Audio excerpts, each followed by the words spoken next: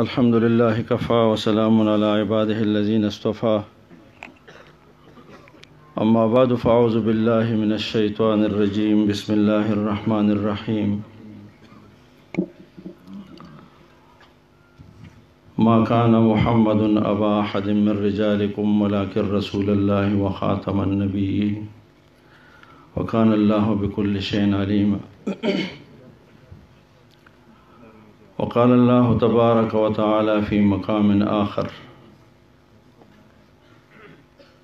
فالذين آمنوا به وعزروه ونصروه واتبعوا النور الذي أنزل معه أولئك هم المفلحون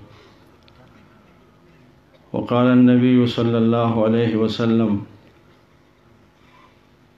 كانت بنو إسرائيل تسوسهم الأنبياء كلما هلك نبي خلفه نبي وإنه لا نبي بعدي وسيكون خلفاء فيكسرون أو كما قال عليه الصلاة والسلام إن الله وملائكته يصلون على النبي يا أيها الذين آمنوا صلوا عليه وسلموا تسليما اللهم صل على سيدنا محمد وبارك وسلم وصل عليه درود شریف ټول په محبت سره وایي صلی الله علی النبی الأمی. د دې ډېر عظیم الشان روحاني او علمي د ختم نبوت کانفرنس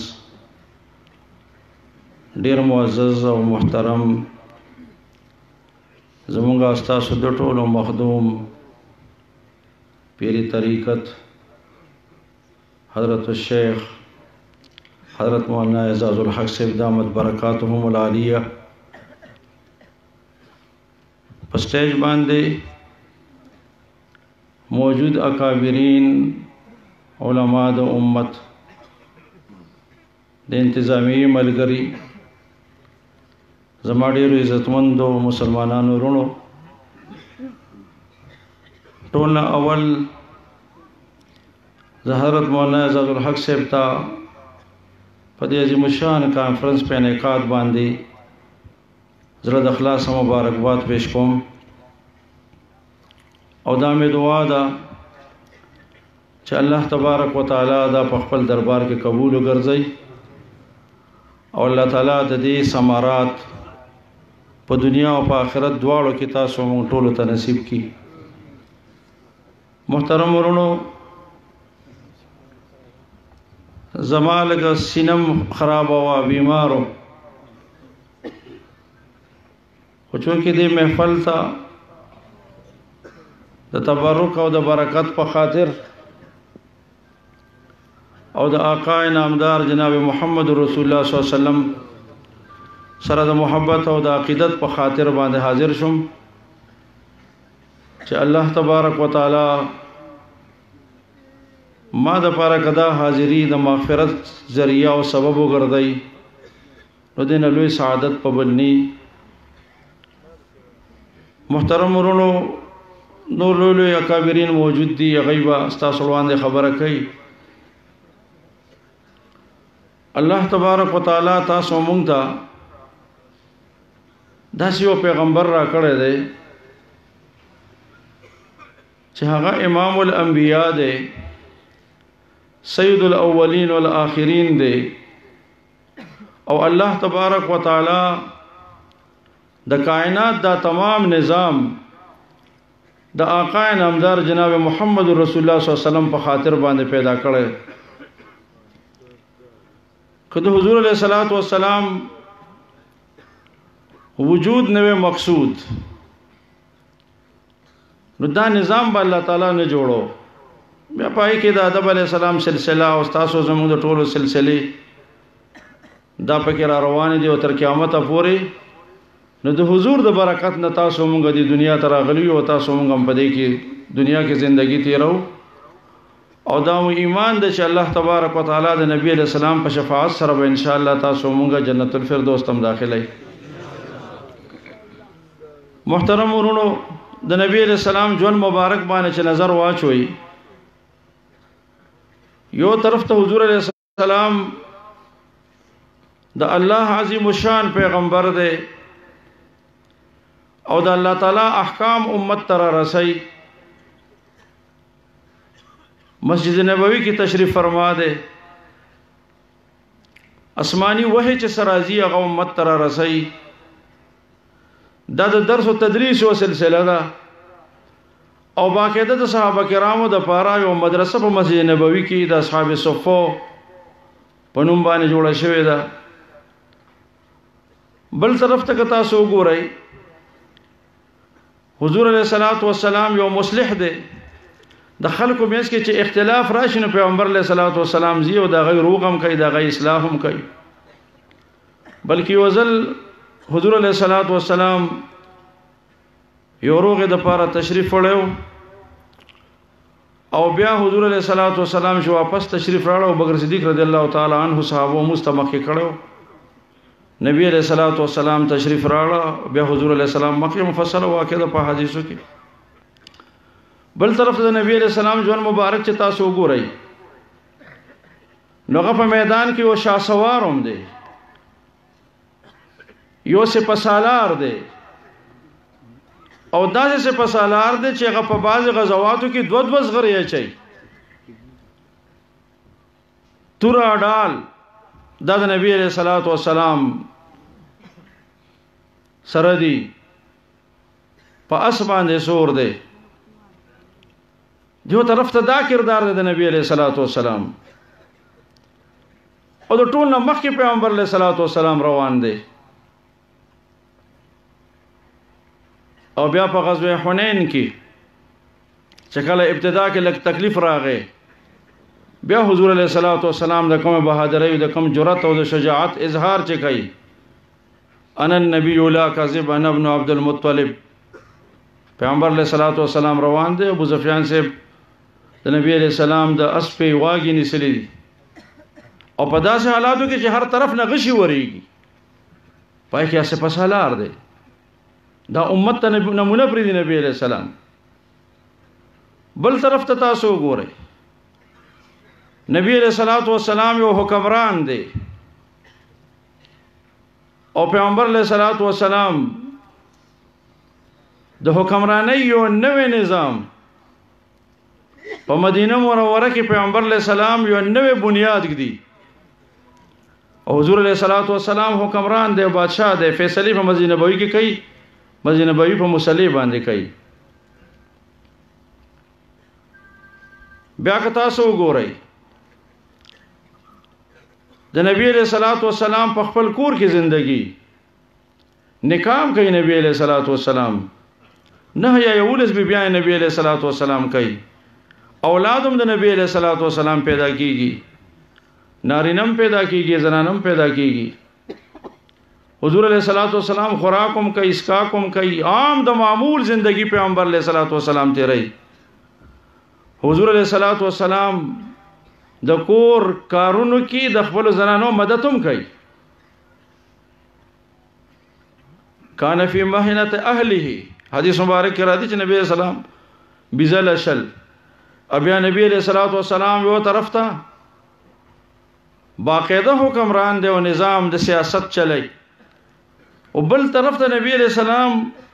خپل شلیدل جامع په خپل کور کې ناشته په خپل لاس مبارک سره ګنډي دا د نبی علیہ السلام شانونه دي مختلف چې دا امت ته حضور علیہ الصلوۃ والسلام پریخي دي دا ټول کارونه پیغمبر علیہ الصلوۃ والسلام کړی دي او بیا د نبی علیہ الصلوۃ والسلام صحابه تاسو وګورئ خلفای راشدین په نهج د نبوت باندې یو نظام چلی او الله تبارک وتعالى هغه نظام ته دومره کامیابی ورکړي چې په 22 लाख مربع میل باندې حضرت عمر فاروق رضی الله تعالی عنہ خلافت ته او چې کله د حضرت امیر معاویه رضی الله تعالی عنہ دور راځي نو 65 लाख مربع میل باندې د مسلمانانو حکمرانی ده سالمه دنیا په دریو لوی بر اعظمونو باندې د مسلمانانو حکومت ته او کفری طاقتونه د مسلمانانو نه خائف دي د مسلمانانو نه لري رونو کمایتونه چې ما ذکر کړی دي چې ما ته وخت محدود را کړی شوی دی د خپل خبره راغونډول غواړم دا یو آیات مختصر ترجمه تاسو ته کوم چې الله تعالی فرمایي فالذین آمنوا به وعزروه ونصروه واتبعوا النور الذي انزل معه اولئك هم المفلحون. د فلاح او د کامیابی د لپاره الله تبارک وتعالى سلور خبرې خي چې چا ایمان راړ په پیغمبر علیه الصلاۃ والسلام باندې. الحمدلله الله دې زمونږ ایمانونه خاتمه دې الله زمونږ په ایمان باندې کې او زمونږ ایمانونه دې الله تعالی مضبوط کړي. وعزروه د نبی علیه الصلاۃ والسلام احترام وکړه. دا د تعذیر نه مشتق دی. په شفقت سره من کول ته وای حفاظت کول ته وای. عبد الله بن عباس رضی الله تعالی عنہ فرمایي چې انتهایی تعظیم ته وای او انتهایی تعظیم دا صرف د آقا نامدار جناب محمد رسول الله صلی الله علیه وسلم چې الله تبارک وتعالى هغه بارے کې فرمایي لا ترفعوا اصواتکم فوق صوت النبي او چې څه آداب د حضور علیه السلام د مجلس دي دغه آداب د پیغمبر علیه الصلاۃ والسلام چې څنګه په جون مبارک دي نو وفات نه بعد هم د حضور علیه الصلاۃ والسلام دغه آداب دي. او زمون خلق لاړ شي التا او التا دا موبایل او دا سيزونه استعمالي دای سره دا لحاظ ني چې مونږ په کم ځای کیو. دارونو د فتنو زمانہ ده چې څنګه د دې سیس فائدې ډېر دي دا سي فتنم ډېر لوی ده نقصانات هم ډېر زیات دي. او هغه زمانہ کې مونږه تاسو چې لړۍ د فتنو دا ټول شلیدلې دي او آخري هغه علامه غټه غټه د قیامت پاتې دي نو ټول علامه شته هغه سرګندې شوې دي.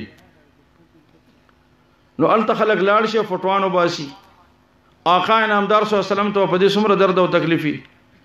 او داسې خلق کومشته اوسمشته او مخکیمو حضرت الشیخ قطب الاقطاب و زکریا صاحب رحمت الله علیه هغه فرمایي چې زلس کاله په مدینه منوره کې پاتې شوم خو زه د حضور علیه الصلاۃ والسلام مواجهه شریفه ته مخامخ نیم راغله.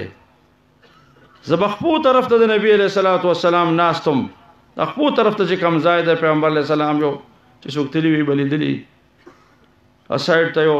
کمره دا ځای دی الته وناستم همیشه د پاره وی ماوی چې زکریا د دې لایق نه دی خدای دې ته وګوري چې سړی ته مقبولیت خدای سور ور کړی دی د دې اخلاص ته وګورئ چې په سالمه دنیا کې په هر جبه کې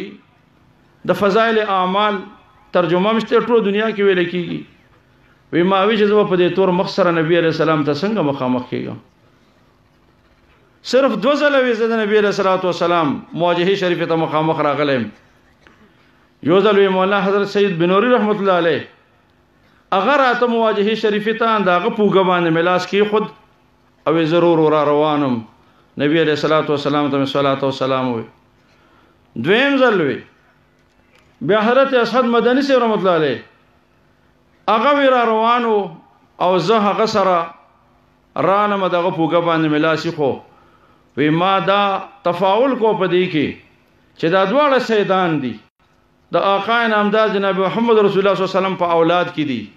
د نبی رسول د دې د برکت به د نبی علیہ الصلوۃ والسلام مخ ته لړ شم. یو طرف ته هغه حضرات دمره د هغه تقوا د هغه محبت د هغه عظمت د نبی علیہ الصلوۃ والسلام په ځړ کې نو دا د مؤمن شان دی چې فالذین آمنوا به وعزروه ونصروه د پیغمبر مدد وکړه. د نبی علیہ السلام مفسرین حضرات فرمایي علما ناستی چې د نبی علیہ السلام نصرت په ژوند مبارک کې د پیغمبر علیہ الصلوۃ والسلام هغه مدد کولو. نبی علیہ السلام سره په هر میدان کې غزواتو کې په نور میدانونو کې شرکت په نظام کې د نبی علیہ الصلوۃ والسلام سره شرکت او بیا د وفات نه وروسته د شریعت نصرت کول د دین محمدي صلی الله علیه وسلم د هغه نصرت کول د پیغمبر علیہ الصلوۃ والسلام نصرت ته. ونصروه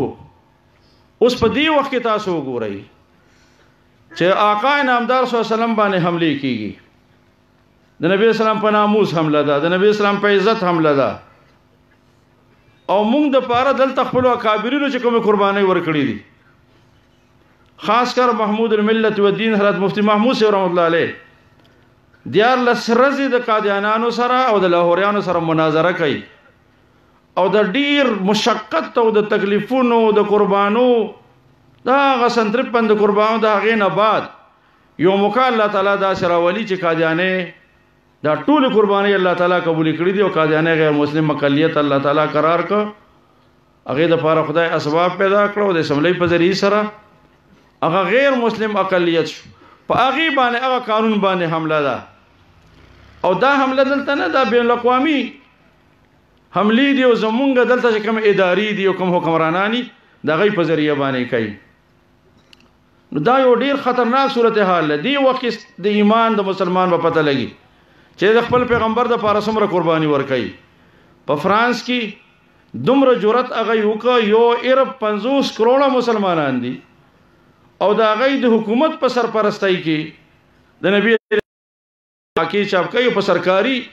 بلډینګونو باندې هغه لګای او بیا د نبی له صلوات و سلام توهین کوي دا د یو 50 کروڑه مسلمانانو دا غي د ایمان امتحان دی خو الحمدلله چې مسلمانان په دې میدان کې بیدار دي زمون قائد ملت اسلامیه مولانا فضل الرحمن صاحب دامت برکاتهم العالیه هغه حکم وکړ یو هفته مسلسل په ټول پاکستان کې مظاهره وشي په بعض عربو ملکونو کې وشي سودان کې وشي په ترکو کې وشي نو دا د هغه نتیجه نن دا ده چې نن د فرانس حکمران دا غي صدر هغه معذرت کوي چې ما دا شنو ویل زما دا مقصد او دا مقصد دام ستاسو طاقت ته دا ستا ایمانی قوت ګوري او ستا ایمانی طاقت ګوري چې څومره ستا ایمانی قوت او طاقت دلته سوزله حمله وشوي او قاضیانانو تقلیدي عہدی ورکړي شوی دي هغه باندې مسلسل مونږ لګیاو د دې حکمران خلاف لکه څنګه چې نور تبایو کړه په باندې باس نکوم نو زمونږ د مذهب او د عقیدې دا بدترین دشمن دی او چې څنګه زمونږ قائد محترم خبره کړې و چې دا يهودي لابي دی هغه يهودي لابي ده د صرف یو اخري خبره تاسو ته کوم په دې باندې خپل خبره ختموم تاسو ته په پته په دې سملای کې د مخې مونږ کې یو هندو دی هغه یو بل راړو هغه بل د شرابو د حرمت راړو هغه هندو دا وی چې تاسو پرمټونه ورکړي د شرابو او زمون په نوم باندې راړی شر دلته هندوان دي دلته عیسایان دي دلته سکان دي دلته فلانه او هغه خلک دا شراب سکي نو په ټولو مذهبونو کې زمون په مذهب کې عیسایت کې يهودیت کې څومره چې مذاهب په ټولو کې شراب چې دغه حرام لہذا د شرابو دا بل راړم په سملای کې چې دا شراب مکمل طور سره د ټول پرمټونه دي ختم شي نو زمونږ دلته سپیکر سره چې هغه به دا دعوا کوي چې د ختم نبوت پاسدار مذهب ادا کوم مذهب ادا کوم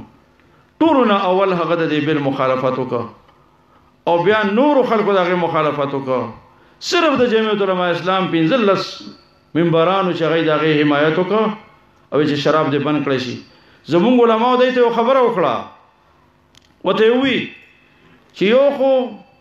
شراب سکل دا ځان له جرم دی فسق او فجور دی او دا الخبائث ته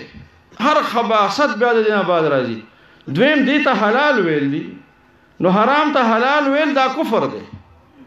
تاسو ځان په دې باندې پوښتنه چې سند ایمان نه وځي تاسو حرام سیسته حلال وایي چې سملای په ذریعہ باندې هغه مخالفت کوئی خدا خو تاسو حرام او ته حلال وایي او دا کفر دی خدای باوجود هغه شی مسترد کو او په سملای کې غرانه نو موږ د دې خلکو نه دا مطالبه کوو د دې اجتماع په وساتت سره چې په کوم کلی دی او دوه باندې قادیانان دي دا قادیانان تاسو فوري طور ختم کړئ قادیانې ډېر متحرک شوه د په دې ملک کې ارونو که تاسو د حمود الرحمن کمیشن ریپورت وګورئ نو د عمل چې زموږ تقسیم شوه دی په دې کې لوی سازش دا د قادیانانو او دا بنگلاديش جوړ شوی د قادیانانو د لاس دی نن دا عمل دل نه پری دی او دا عمل تقسیمي مختلف وحدو باندې قادیانان اغراغلي دي نو د دې موږ شدید مذمت وکاو او د دې مکمل مزاحمت په موږ کوو تاسو وکتل په دې مدرسه باندې حمله وشوه واړه بچي کتري ماشومان هغه ماشومان چې مور خپلار د قران حفظ د پاره لګلو ګلونو غونه ماشومان دا غي کم جرمو هغه ماشومان کوم جرم کړو چې دا شهیدان کړي شو دا غي کتري او دا غي غوخي دا غي ډوکی هغه د دیوالونو نخل غرا ټول کړ په صدرونو کې ونغختل تاسو دا حربي استعمال کړي په دې باندې اوس بچي پوده ماشوم پوده دا خبر نور قابل برداشت نه ده الله تبارک وتعالى ودا مدرسیم ساتي او خدای پاک ودا خانقاهونم ساتي دا نظام هم جاری او ان شاء الله د جمعیت علماء اسلام دا چې کوم سای شروع ده دا هم الله تعالی تکمیل درسي او د دې قادیانی او د يهودي لابین الله تعالی دا عمل کو دا وطن به ان شاء الله آزادای مسلمانانو دغه موږ تاسو ته درخواست کوو چې تاسو د علماو ملا مضبوطه کړئ د جمعیت ملا مضبوطه کړئ الله دې تاسو زموږ حامی او ناصر شي واخر دعوانا الحمدلله رب العالمین